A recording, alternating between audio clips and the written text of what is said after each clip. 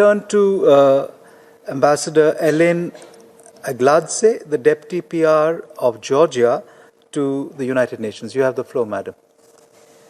Thank you, Mr. Moderator. It is indeed a great pleasure to participate in the third International Day of Women and Girls in Science, and I do thank all the panelists for their excellent presentations.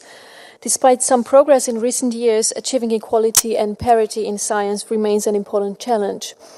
Although today women are in the mainstream of science and many of them are part of research groups of prominent and breakthrough scientific discoveries, there is still a long way to go to achieve equality and parity in science policy. And if we are to be successful in science and achieve the Sustainable Development Goals, we certainly have to bring women and girls to the forefront by undertaking science policy measures that foster women and girls' empowerment and support their engagement in different scientific fields.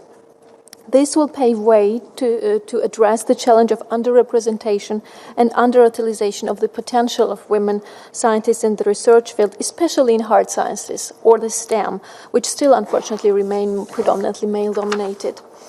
Ensuring equal participation of women and girls in sciences requires gender-responsive policy framework on the one hand and promoting educational programs first and foremost to encourage and inspire girls to take up science careers and break free from deeply rooted beliefs and historical stereotypes about science and technology being predominantly masculine. Georgia at policy level has a 5-year gender-responsive education and science strategy framework in line with the SDGs, and one of the core priorities in that regard is provision of STEM education at all levels of education and research. Georgia is committed to the policy of ensuring the gender equality and parity in science through providing funding opportunities for male and female researchers on an equal basis without discrimination. And this is demonstrated by female-dominated management of the National Science Funding Agency and is reflected in the relevant statistical data.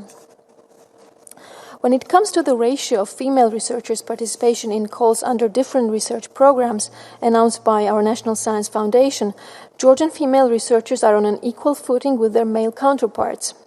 According to the statistical data for the year 2015 and 17, the Georgian Science Funding Agency administered up to 21 programs wherein 1,200 researchers participated, and basically the parity was achieved. Almost half of them were women.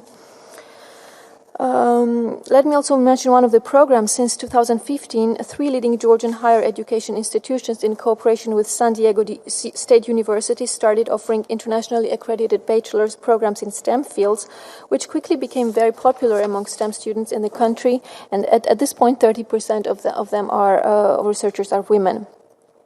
Smart communication strategy played a decisive role in attracting more girls in this program.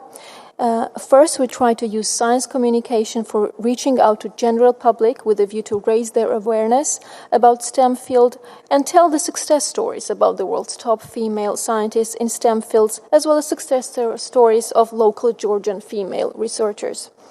We tell these stories through organizing various events, video, poster, topic competitions, workshops, and other events. And all these measures contribute to raising awareness about the importance and potential of women and girls in science. And Georgia will continue these efforts to achieve the effective empowerment of women and girls in science. I thank you, Mr. Moderator.